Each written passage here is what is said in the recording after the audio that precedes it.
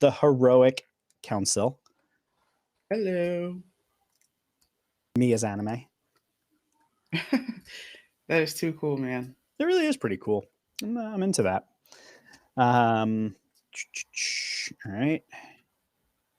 Pretty excited about today. I think this is going to be yeah. It's a good day. Fun episode. Let's go here. Notes. Okay, cool. Looking good. Yeah. Oh, yeah. Feeling good, looking good. All the things. Today is Friday.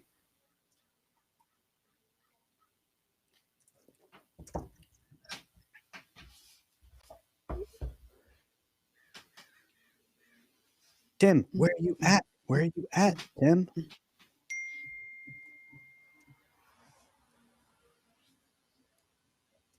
Does he have to be added in, or no? Like he'll show up on the right side, and then I can just like bloop, drop him in. But we needs that host though. We needs it. We need.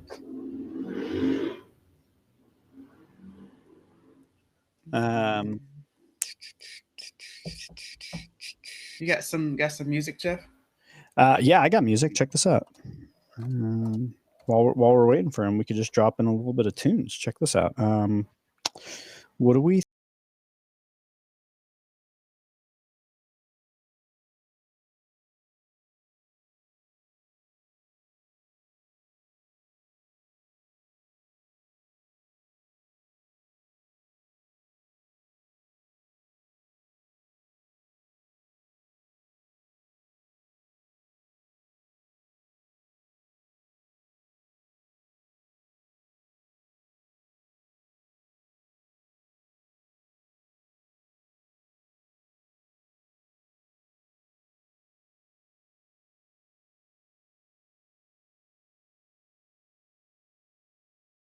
This is like the shit back in the day.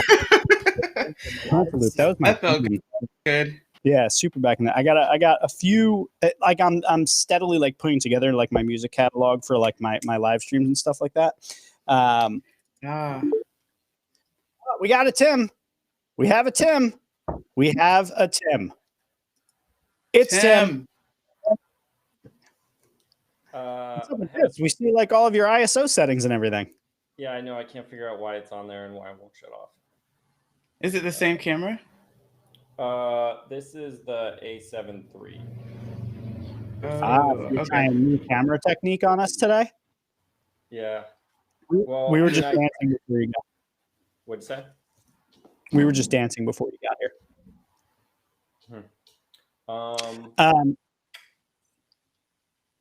Sorry, go ahead. Yeah, so you have it on. It looks like you have it on standby. Is it just like the mode you have it in? Can you move it to like automatic or aperture priority or any of that? No, he needs to turn the HDMI display off within the camera. Hold on one second. You know, look at this live troubleshooting. It's live. We are live. What we do. We're live. So it's just how you troubleshoot. Oh, that's kind of neat. Yeah. So it doesn't show me on the actual view screen of the camera. It's like left, down, enter. Right. Yeah. Remember the cheat codes? Yeah. Up, down, left, right, A, B, select, start. Man, I used to kill those. Yeah. What general menu area would the HDMI playback be? It's going to be probably on the tool setting or something like a gear. And then it's either going to be, because you have a Sony, so you should see a HDMI out or display option or something. Yeah, output. Okay. HDMI display on. Here it is. Off. Okay, that should be good now. Troubleshooting, people. That's what this is live. Fuck it, we're doing it live. Is that off? It's off. Yeah. Look at that. You see how that just happened? We just did that. We just did that.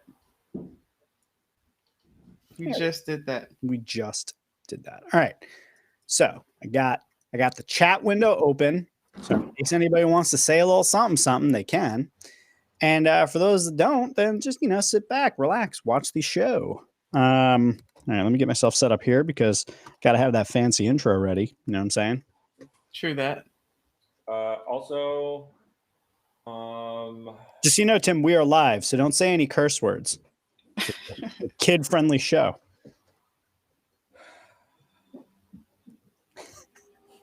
All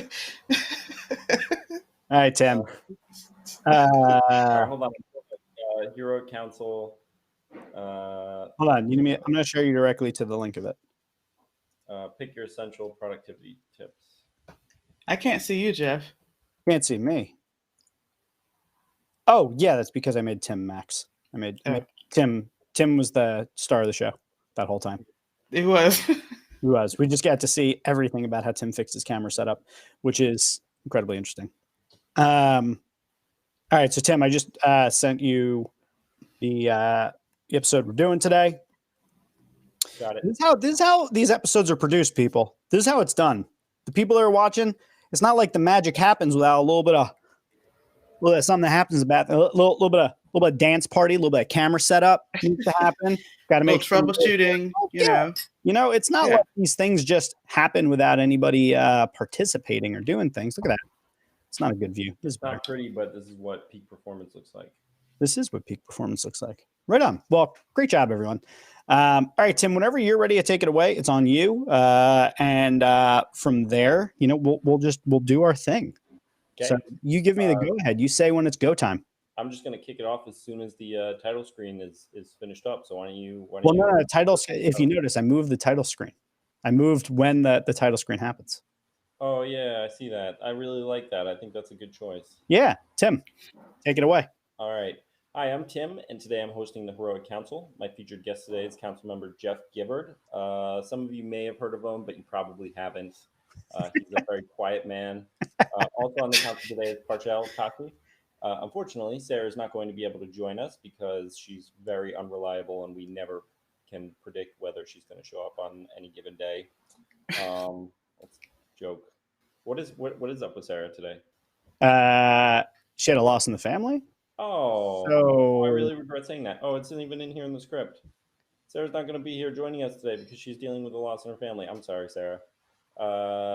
Make sure to tune in every Friday at 1 p.m. where we get together to talk about work and answer your questions. Subscribe to us on your favorite podcast platform on YouTube or join us in our Facebook group. All that info can be found at superheroinstitute.org/heroic, and all links will be in the show notes. Let's get started. That's not. There we go. This podcast is part of the Shareable Podcast Network. Learn more at shareable.fm.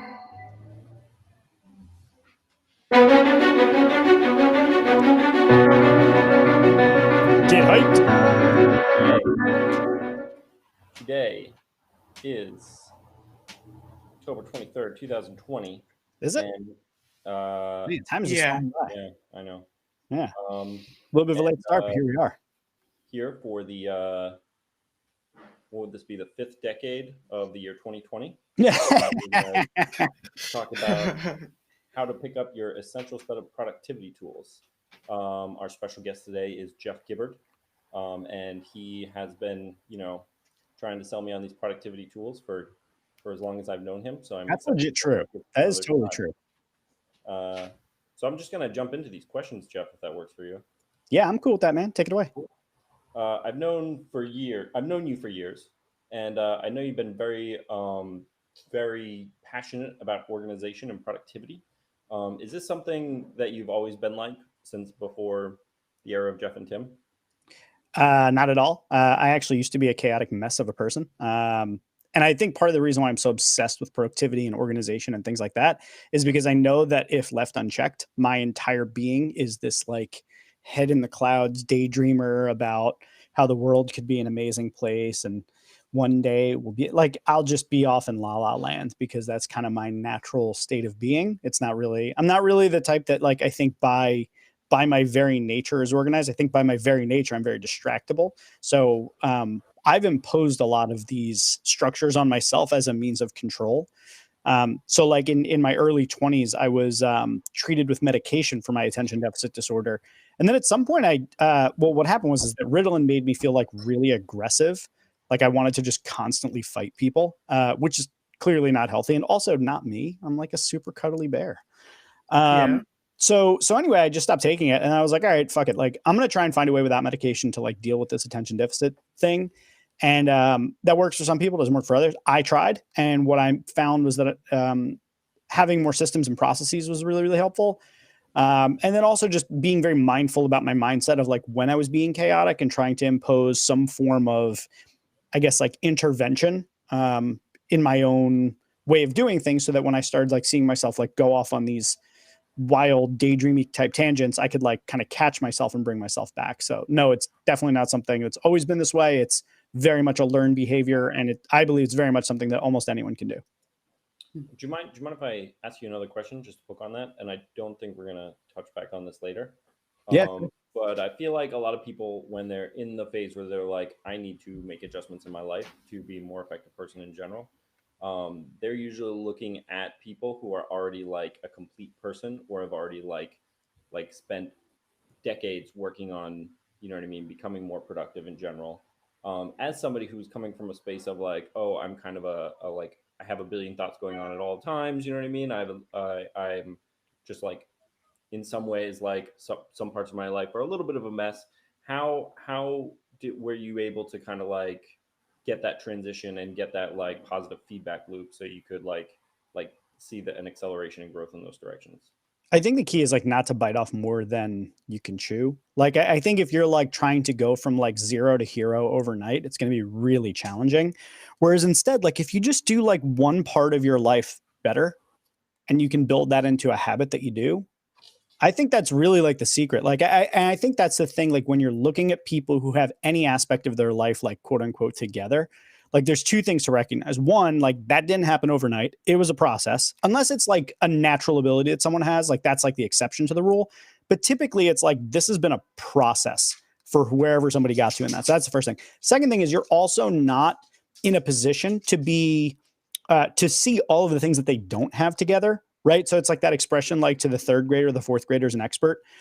But like a fourth grader to a high school student is still like, probably still don't know that much, right? And then like so on and so forth. And I think that that's the, like, even if we look at like our organization, like if you compare yourself to me, you're going to feel some kind of way. If I compare myself to like David Allen of like, you know, GTD fame, like I'm a chaotic mess and my mind is like, you know, dryer lint. So, you know, I just think that like you have to recognize that like you don't see the full picture from your vantage point, and then wherever somebody gets to, it was a process to get there, and then that way, like hopefully, give yourself a lot more patience around. It's just change like one thing and get a little bit better at it, and if you can get like 5% better every year, like the compounding interest of that is going to be incredible. Parshell, have you like, because you're nodding your head there, in general, like what is your personal experience, but with productivity, especially working in a creative business with like a lot of different clients, and managing your own marketing, et cetera, like what has your growth been like there? You know, it's interesting. I'm nodding my head because I think what I'm hearing is like you take one piece at a time, you know, and it builds momentum. And then once you have the momentum, you can start to get the next thing in place. And by the time, like Jeffy said, you're maybe 5% better. That's so much. That's so much compounded in that, you know.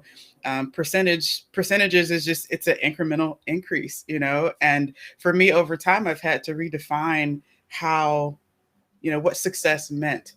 And success equivalent to happiness is equivalent to progress, you know, when you're actually moving forward. Like you're a successful person if you are even half of a 1% further, you know, I consider that successful.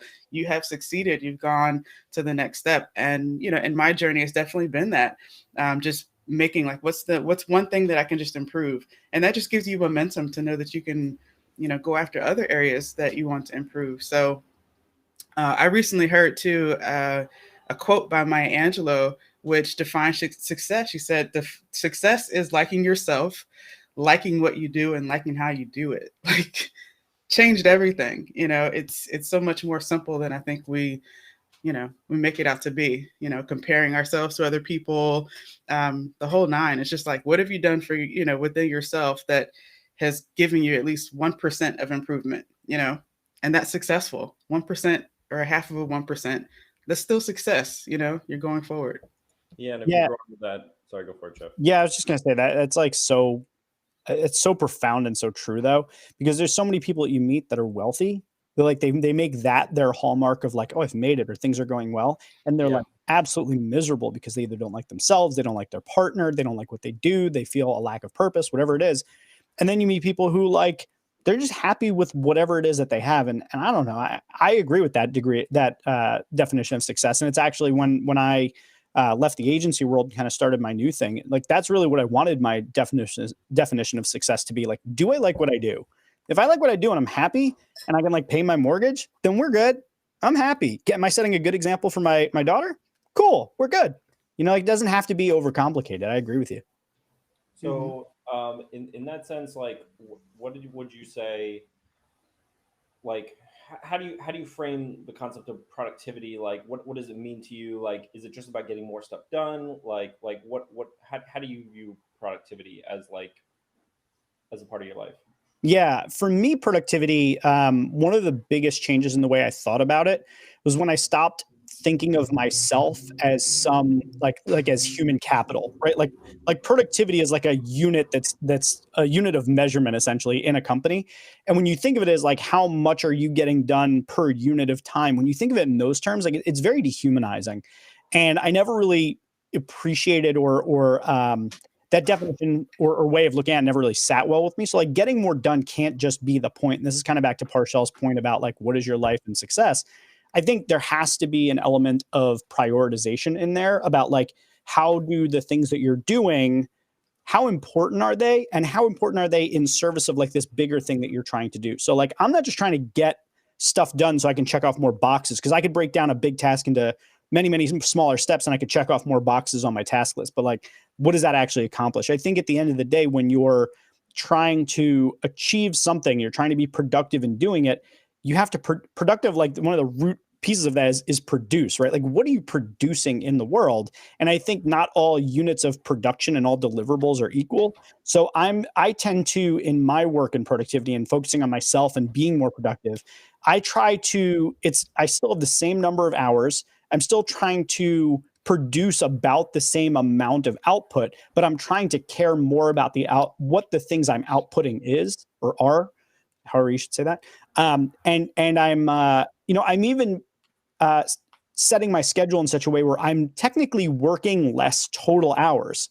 I want to have more free time in my life. And part of what makes me feel good about my productivity is whether or not I'm able to manage and fit all of the things that are important to me in the schedule I have and still have time for the other things in my life that are not work related. So I hope that all made sense. It's not just about getting stuff done. It's about what you're getting done, how you're getting it done, why you're getting it done. I think once you put all that in, then what you're getting done and how much of it becomes contextualized within a bigger idea.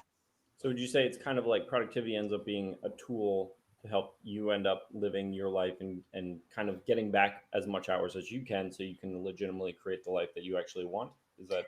Yeah, I wouldn't say it's necessarily a tool. I would say it's a measurement. But the way, like what you choose to measure in that, it's like if you were to measure like website performance, right? Like you could look at clicks, you could look at conversions, you could look at new visitors versus returning visitors. You could look at device type, like you can look at anything you want and determine what your success is. I would kind of think of productivity almost like web analytics. It's like what are you choosing to look at? And what I tend to try and choose to look at in my work of productivity is just stuff that matters to me in my soul. You know what I mean? Like that the work I do matters and that the output I'm putting out there helps people, makes the world a better place. So I would say it's the thing that you measure. You use tools and you use processes and you measure them by way of like productivity as a general measure of how well you do that, but you want to get to a certain place. And I think for me, the focus on where I'm getting is probably one of the most critical parts of why I structure everything the way I do. Gotcha. So now, I guess then we're going to dig a little bit into the tools that help you improve that output. Yeah. And so do you want to just get into it? And what are some of the tools that you've been working with to get things done? Yeah, so I use a lot of different tools, and I would kind of put them into a bunch of different categories that I think is helpful, because I think to a certain extent there are tools that like you just can't avoid, like you have to use them, right? So like email is a good example. Like you cannot get away from email. I mean, you technically could do anything you want, but it would make life very, very difficult, right? Like so. Email is a communication / productivity tool. It's hard to produce things and get things done if you can't communicate with the people you're working with, right? So email is one of those tools that's in that kind of like bucket of cannot avoid productivity tools. But then there's productivity tools that you can or cannot use, right? So for instance, what are you going to be working on today? You could write a to-do list, or you could use something like Asana or Todoist or Monday.com or something like that, right? So you could use a task list tool, or you can use a handwritten, sheet of paper that has all of your things to do for that. You can also incorporate your tasks into other tools, and you can just use your calendar. So the point is that what you choose to kind of keep track of everything that you have doing, there's no one tool that works there. Whereas like there is no replacement for email. It's not like you can use smoke signals or carrier pigeons to replace that. People use email. But on the sort of, you can develop your own system, I would say there's a handful of things. There's calendars, there's task list, there's notes. So like where you put like your notes in your notebooks, things like that. There's a whole category of things that I would call thinking tools that we can get into. There's your storage, like where do you put stuff and how do you have that organized? Like what's your methodology for that? Like I guess I would call that storage. And then there's outsourced memory. So outsourced memory is like, there's all this stuff you have to remember. Where does that go? And I think I first got turned on to that back in like 2008 when I discovered Evernote. I think it was back in 2008 when I first discovered Evernote. And the whole idea, they had an elephant as the logo. And that for me was like, never forget, right? And that was kind of their tagline for a while. So I started to think more around like, okay, I don't actually have to remember everything in my head. I can outsource. And I think that's the purpose of tools, right? Is to get the things out of your head where it's a big cluttered mess and put them into a trusted system so that you can then go and analyze it. And the more you use that, I find that the easier my life gets, the more that I outsource remembering stuff to systems and instead just use those systems as like my action list by storing everything there and then organizing it and then working from it. And then I guess the kind of like final other category is like other, right? Like, so things like, like for instance, when my wife and I travel, she uses TripAdvisor. I tend to use Google Maps, and we use them to find places we want to eat, things we want to do. And we like save those things. So then when somebody comes back to us and they're like, oh, you went to Kyoto. Like, what did you like to do in Kyoto? We don't have to be like, what was the name of that place? And this, like, we're like, here's the map.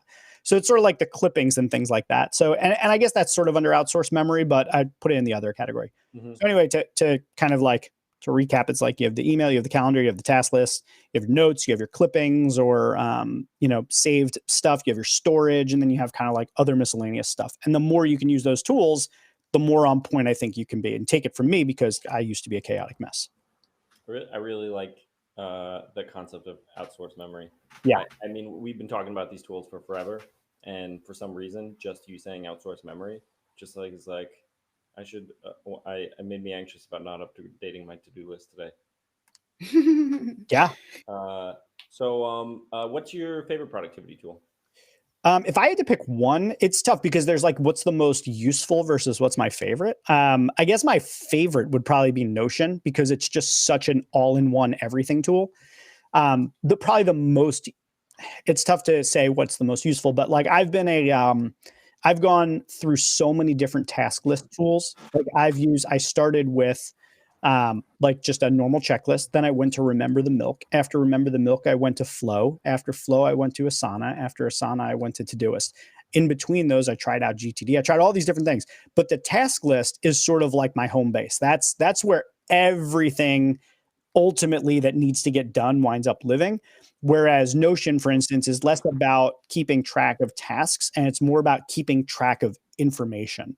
So it's where I go to kind of outsource my memory. It's where I remember, like, how often do I have to change my oil in my car? It's where I go to find out, like, what was the deed on my number? Wait, so is the task list a piece of software, or are you just saying it as an overall concept? I'm saying as an overall concept. I would say my favorite task list used to be Asana, and I've since no. So my task list, I've since moved from Asana to Todoist. Okay, My gotcha. favorite overall tool would be Notion because it's just it's the everything tool. Gotcha. And you could use it for task management. I just don't think it's ideal for it. Yeah. So your overall tool is Asana. Your overall tool is Notion. Your favorite task list is Todoist.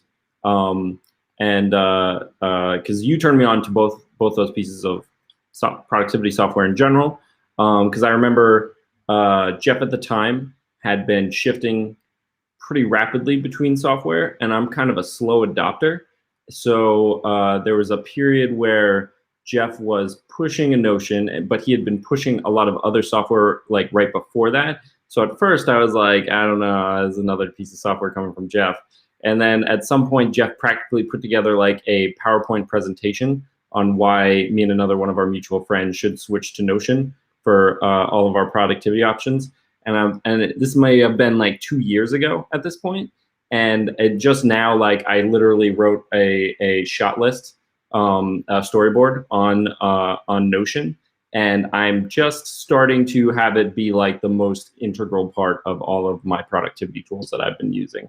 So as far as like going through your list of productivity tools, what's the best way do you think to kick this off? How do you want to go through this? So I guess if we want to make it the most useful for people, I think just kind of high level going through each of the different tools and I guess what to look for in each or how I go about selecting them, that sort of thing. Because we could spend all day just talking about task management and like how that works. But I think what will be most helpful in terms of like how do you select a tool? I think it's understanding like what are the things that help to make you productive using those tools. And I think there's some like high level criteria there, right? Like I think automation is one thing. If you can find tools that have a lot of automation, that's great. If you can find tools that have keyboard shortcuts, I know not everybody uses them, but like one of the things that I found has saved me so much time is finding keyboard shortcuts for every application I use. I use a program called Text Expander and one called Cheat Sheet, and both of them allow me to very quickly using keywords just fill in large blocks of text. So for instance, if somebody is like, hey, send me over your bio, I just type semicolon bio in an email back to them and it fills in my bio. So things like that save me a ton of time. Like I think I wrote a post that like over like a 2-month stretch, I think I saved like 8 or 9 total hours just by using Text Expander. So my point is like at the highest level, like from a framework standpoint, look for automation, look for what was I said automation is one. What was the other one? I'm brain farting at the moment. Automation and yeah, this is live. I know. I just said it too. I got so wrapped up in my own little shtick there. Yeah. Anyway, you get my point. Look for automation and like time saving tips. Yeah. Wait, it wasn't it wasn't keyboard shortcuts, was it? Oh yes, keyboard shortcuts. There we go. Which is kind of like an automation, like using keyboard. Yeah. Thank you, Tim. Yeah, keyboard shortcuts and automation. Like those are two things that make things go a lot faster. So like I have keyboard shortcuts for my email. I have keyboard shortcuts when I'm in Todoist. I have keyboard shortcuts inside of Notion. And all of those save me a second here, a second there, a few seconds there. And like the aggregate of that over the course of the year is I'm faster than most people. So yeah, go ahead. Yeah, I was just gonna say, so in terms of like how do we best approach this? I think going through like each of the different categories very broadly and kind of giving some overall tips about how to use different tools to organize your life and move faster, that might be the best way to do it. Okay, well then what kind of tools should every single person have in their productivity toolbox? So I think the 3 that everyone needs, like without question, and I'm putting email to the side because everyone just uses it. So there's good ways to use it and bad ways to use it. But I think the 3 that everyone needs is a task list, calendar, and notes. If you have those 3, you're pretty good. Like there's not much else that you like technically need. I think there's just other ways to enhance your productivity. But essentially your task list is for managing and keeping track of projects, like what is the overall deliverable, and then breaking it down into smaller pieces and assigning time to that and keeping track of accountabilities and kind of organizing your work in a singular place. It's super critical that throughout all of this, and this is the thing that I probably should have put in the framework. So there's automation, keyboard shortcuts. And then the third thing is only use one tool for each of these things. one of the things that I see people do, and I've done in the past, is have like multiple places where information is stored, and that immediately just destroys the entire productivity of using a tool in the first place, because now you have to remember, what tool did I use? So it kind of defeats the purpose. You need one trusted system. And this is out of David Allen's GTD methodology, is you want a central inbox, right? So if you have some of your tasks and reminders and some inside of Todoist and some in Asana, now you're like, which one do I use for what? So it's super critical, have one tool for each. So for tasks, I use Todoist. The reason I use Todoist as opposed to Asana or something else is that, one, it's super fast. I like speed. And two, they actually adhere to the David Allen GTD methodology, which is where everything comes into a centralized inbox. Then you apply your context and it sorts it into its different places. So what's nice is you don't have to go through the step of like, what task list does this go on? Great. Now what task list does that go on? So you allow your mind, which if you have a mind like mine, which is just freaking running at high speed all the time, you need to just get all the ideas out of your head without stopping to change directions. Like, you just want clear road ahead of you. So you go in your inbox and you're just like, everything in my head, and then you sort it. So that makes it a lot easier. So that's one thing. I just want to pause on that real quick. Okay. I just want to check in with Parshell real quick. Parshell, how are you doing? And do you want to ask any questions this time? I'm just sucking all this up. I mean, this is a good reminder. I know for me, I like to write things down, and integrating that into this system as well, like how I can keep one area for, ideas, thoughts, my inbox, and, something separate for note taking. It's been an interesting journey to try to compile all of these things. But what I love about what I hear behind what you're saying, Jeff, is like, you're optimizing your time. Like, you're honoring your time with this, and I think eventually as time goes on, our time is going to become more and more precious, more and more valuable. So it's like, and this concept of productivity makes me think of like optimizing my time and then having that to fit how I want to experience my life. Like, that's kind of what I hear behind it. Like, how can I do that towards that end result? And I think it's beautiful. Like, I want to hear and explore more tools and ways to make it just easier. Because especially too, for me, like you said, Jeff, like if your mind is always going, and I hate to keep to-dos just roaming around in my mind because I'm concerned I'm going to forget it, whether that's for a client or for a really great idea. It freaks me out to think that I would forget something, because I hate forgetting or something that came across. So now even with that, I'm like, oh, I know where to go to put that idea. And it's now I can be back at peace, in my head. Like, that's how it feels for me. So I love this topic of productivity. It's everything. Awesome. And you actually just made me think of something that that I didn't mention earlier, but that's related to this, is that I think goes back again to the frameworks, right? So you've got automation, keyboard shortcuts. And then I think another one to add to the list, and I had another one before that I'm not just going to try and remember, but another one to add to it is that whatever tool you're using, you should have the ability to segment out priorities or some way to denote things that are priorities. So like in Todoist, I can add a tag for now, and that means this is my highest priority. They also have flags. Inside Notion, I can create a dashboard that has all of my top important things. So whatever you're using in service of, like, again, honoring your time, you can only honor your time if you're working towards the things that are important to you. You can only do that if you can set aside your priorities from the giant list of stuff.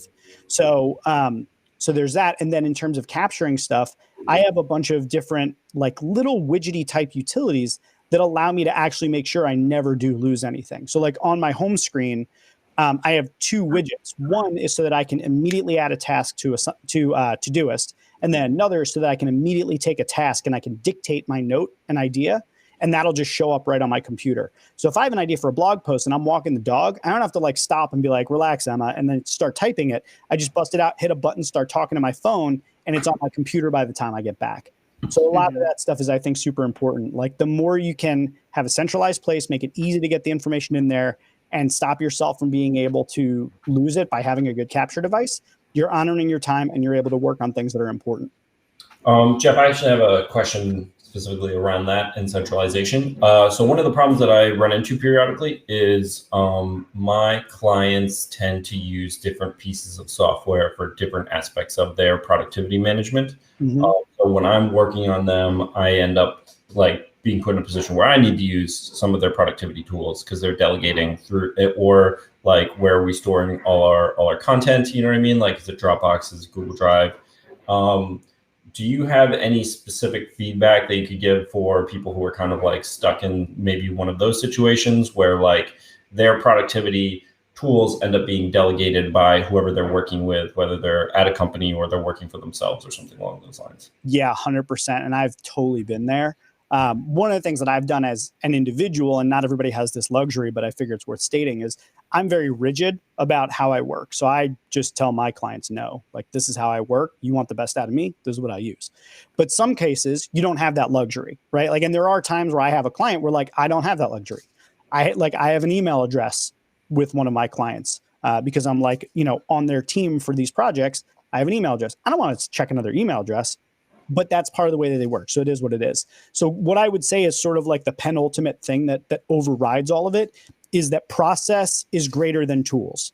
So it's less important what tool you use, even if it's like whatever tool they use, doesn't matter. It's more important that you're still able to adhere to your productivity process, because I believe that productivity is more of a process than it is a tool.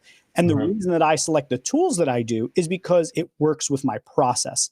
So in the event that I'm given a tool that doesn't work with my process, I tend to have a habit of figuring out ways to hack that tool to make it work in ways that fit my process. As a real good example, right? So time tracking software. So I'd used Harvest for a number of different years. And one of the things about Harvest is you can set all of these different tasks that you set as like, I'm working on this, and then you set the task. Well, inside of Clockify, which is what I now use, tasks don't work that way. Like, basically the task doesn't get stored like that. It's kind of like an actual task, like a task list. So instead, I now use the tags to denote what type of task I'm working on. So you just have to look at like, what are the different units that I have available within this tool to make it work the way that I want it to work. And again, I think some of the big principles are like, you look for, what kind of automation does it have? Are there any keyboard shortcuts? Do I have the ability to have one centralized inbox? Can I prioritize the things that are important to me and set them aside? So like, you look for these sorts of things. And then if they want you to use it in a particular way, like, sometimes you just kind of have to eat it and you do it the way that they want. But if you have the ability to, and then I guess your final option is just like copy out of their system into your own system, manage it on your side, and then put it back in. It's not a particularly productive process, but you may find that you actually get more speed and clarity by using your own system for it. Does all make sense? Yeah, sorry. I was having trouble unmuting. I have construction going on for the next, I don't know how long, so I'm muting between. All right, got it. You guys want to shift and talk about what apps you're into right now? Or was there a final thought that you guys wanted to hit? I think there's a couple other things I just want to make sure that I get through in terms of like the actual Okay. tool. So I want to hit a couple tools on this. And then I think from there we'll have a pretty good body of work in this. So Nice. a quick run through the different tools. That makes sense? Mm-hmm. All right. So one, task list. Huge fan of Todoist. It's really, really fast. It's got the centralized inbox. It's very easy to assign things. What I really like is that on the desktop app, you can assign a keyboard shortcut. So if you have Todoist running, no matter what app you're in, if you press the keyboard shortcut, it'll bring up a task window. This is super helpful if you're on a call with a client or you're on a, you're doing anything and you're like, oh, idea. You just hit that button, pops up, and you're able to like throw in the task.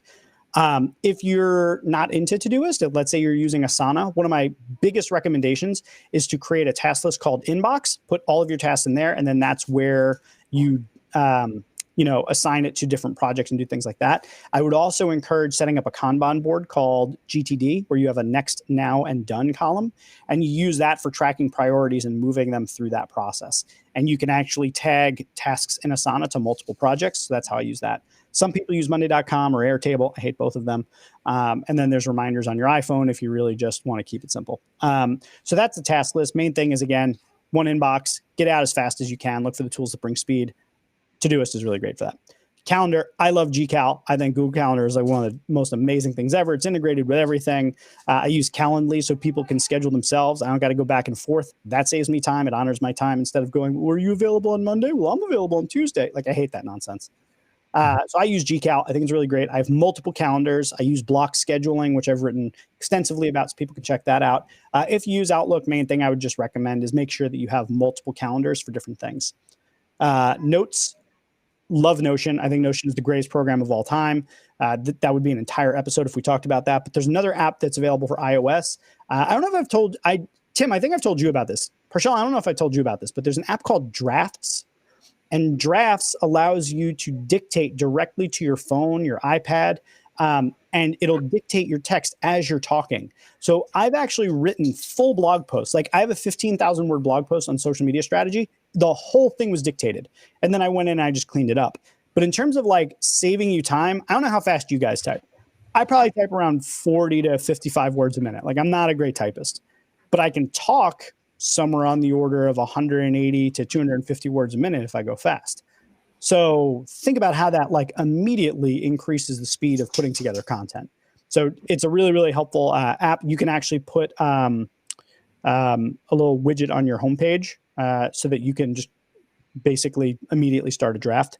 And then some people like Evernote. In email, I'm a huge fan of Gmail because of the filters. Outlook, same thing, but try to have as much of your email sorting as possible. And then here's my real key. This one like is super critical and helpful for people. If you have trouble hitting inbox 0, like if you're one of those people that has like the little red dot that says like 1,480 as your inbox, like here's my suggestion.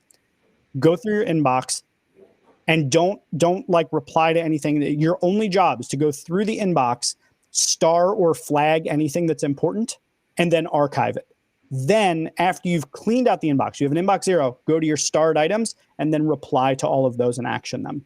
If you can use multiple flags, use multiple flags, like this one's urgent, this one's not, this one's just for my information. But that's a super critical tip, and it's the only way I stay on top of my email, as poorly as I do. I'll interrupt for a second because I got a quick question. Yeah. So one of the things as far as like categorizing things like levels of urgency, as far as these, like let's say you do this in to-do list or in your Gmail or something like that. I'll get done the things that are urgent, but then like I kind of will almost forget about the things that aren't urgent. You know what I mean? So like stuff that's on the top of my to-do list, like I need to do, they get done. Like everything else that's like secondary, like I forget to go back to them. Do you have any thoughts on moving things around like that, like and ways to manage those situations? So like things that aren't urgent now, but it might be urgent later, and you're just going to forget about them. Doesn't happen. Yeah. So this is like a total rabbit hole we could go down, but I'll give you like my 60-second version of that. If you're using block scheduling and you have sections set on your calendar for like, you know, website cleanup tasks or like brand management. So like you set aside a thing that's kind of like a miscellaneous open for doing things that those sort of non-urgent tasks would fall into, then essentially when you reach that point in your day on your calendar, you assign to your calendar time to work on those non-urgent tasks. So you basically have your urgent tasks, you do them during the time where you're working on clients or whatever it is. But then when you reach that time in your day that you have allocated and set aside for non-urgent tasks, that's when you go back to that task list and look for some of those that you can just get off your plate. And you try to do them as much from top priority order to bottom, right? So maybe like, you know, mailing in your voting ballot is top priority, whereas like renewing your domain registration that expires in 6 months is not. So you do it basically top to bottom. You put your most important at the top, and you do it during that time you have allocated on your calendar. So this is where your task list and your calendar and the integration between those two things comes into play. You put everything on your task list, but then you need to set time aside for it on your calendar. So every Monday for me, I spend the first half of Monday, the entire day. Nobody can get a meeting with me at all. It's always locked. I go through, I decide what I need to work on. I put it all on my task list, and then I assign it to time on my calendar. So every week I know what my priorities are, and that's what I work on getting done. And all that stuff that you're talking about forgetting, I have the same thing. I just have time set aside for it on my calendar to work on it. And if, for instance, I don't do it because I want to play with my daughter instead, I just move it to the next week because it's not urgent. Gotcha. So it just would be, even if you have this as not a primary priority, you still want to make sure you allocate time for it so it just doesn't fall deeper and deeper into a whole, like, you know, like non-urgent messages in your email. Exactly. And it's up to you. Like if something's urgent enough to set aside the time for, then you should.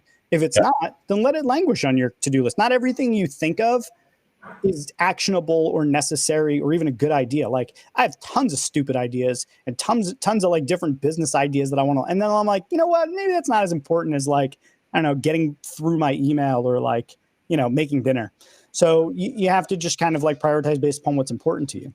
Honor your own time, I really like the way that sounds, Partial. I'm just going to keep using that. Honor your time. Yes, absolutely. I dig it. So the final things I'll just point out as like tools are two things. One, I want to, because Tim, you were like, yay, is outsource memory, and the other is thinking tools. So thinking tools are like, I think mind mapping, having a mind mapping tool is like critical, because mind mapping is like when you feel, I don't know about you, but I get this feeling where like my head feels like it is like spinning on my head, like on my body. It's just spinning because I can't see straight. I'm like, there's so many things to do. I'm just like this chaotic mess of energy. And the only way I'm able to actually deal with that is if I don't have my mind mapping program in front of me, I'll just use a piece of paper and I'll write a circle and I'll write spinning. And then I just draw lines out of it and I start writing down all the things that are in my head. I just get them all out. And then there are things that are like connected to that. So like I might say like rebuild my website, right? Well, what's associated with that? Well, maybe I need to like resize my logo, or maybe I need to like create a cover image for this thing, or maybe I need to rewrite a certain page. So I start letting my brain just take me down all of the different rabbit holes, and I don't stop until I stop spinning. So basically I just get it all out. So I use a program called Simple Mind, but there's a lot of programs out there. There's draw.io, there's Plectica, there's all these different tools. But I think having a thinking tool, even if it's just a giant notepad and a pen that you really like, is super critical. So that's a big one. Final thing is the outsourced memory, Tim. This is like critical. I think it's really like a good thing to have.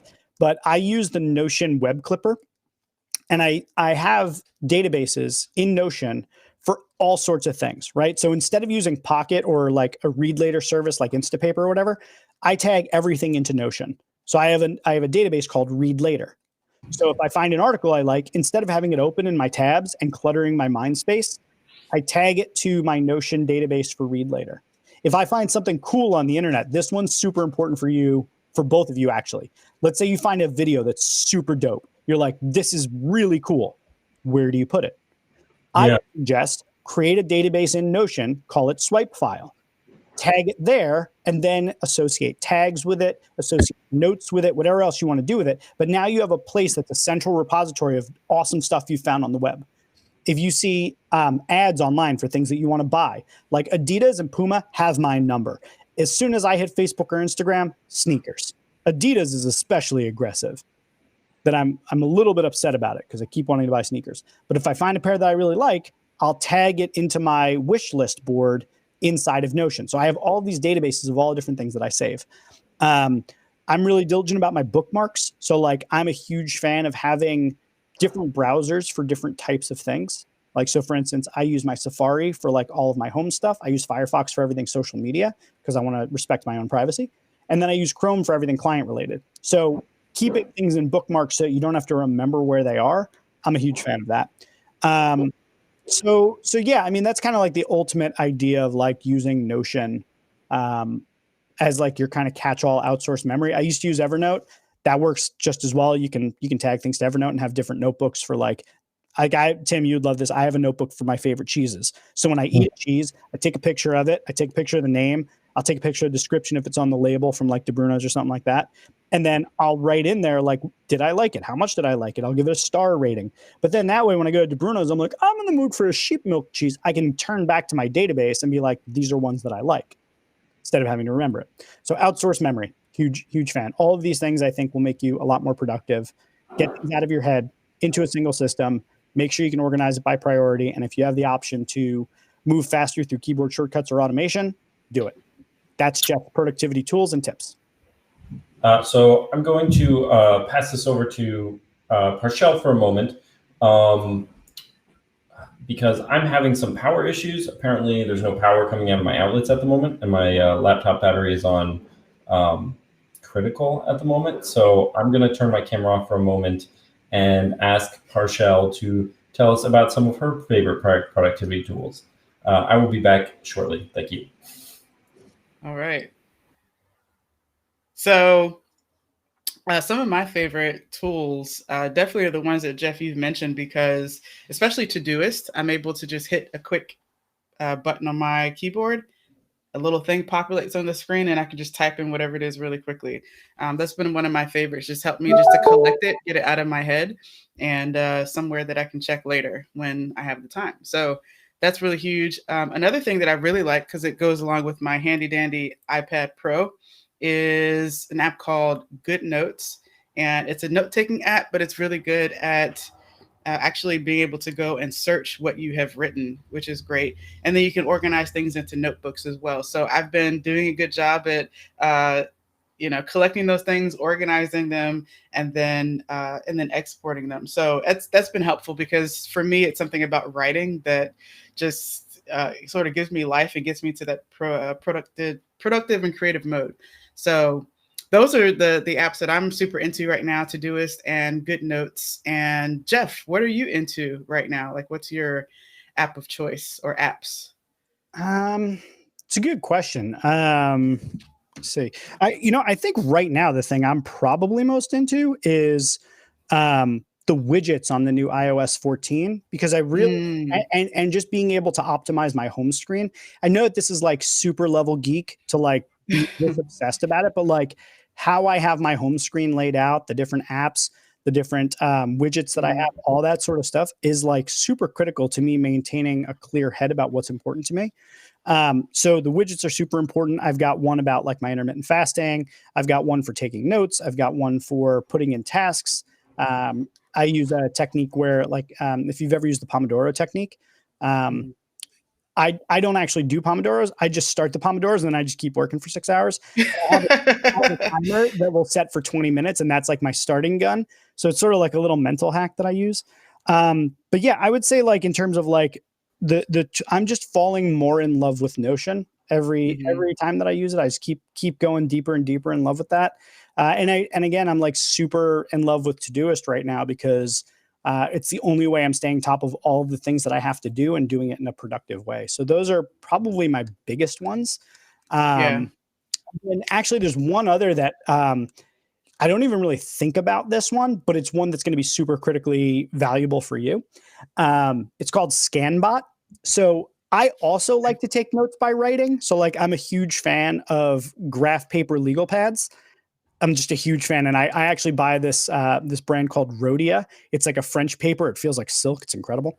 But I'm like super specific about my pen, my paper, and I love drawing out my ideas.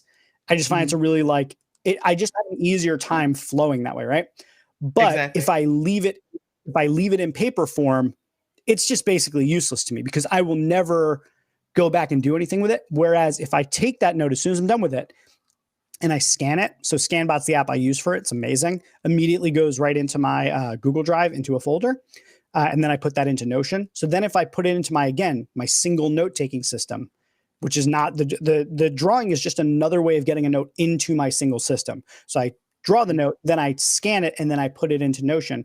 Now I know where to find it. Now I know where to get it. Now I can reference it, because it's not like I'm going to go back through and draw on it again. And if I am, I'm probably going to draw it from scratch. I don't know. So bottom line is, I find that that's really helpful. And if you just want to make it a simpler process, you can just use Evernote or Notion and just take a picture and scan it right in there. I just like having that, like the scanned version of it, because it just feels more official. Absolutely. And for me, writing it and organizing it into the notebooks has been really helpful for me, just to, again, just keep it down and be able to write it out. What I like about Good Notes as well is that I can create my own sort of templates, right? So if there's a particular list or a way I like things to be organized, and I tend to follow that sort of organization, I can just load that into there and then write within the boxes, the things that I've designated. I've actually built one specifically for a sales conversation, because typically when I'm on a sales call, I'm usually having to write. It just helps me to connect more of what's happening, to actually listen and write it down.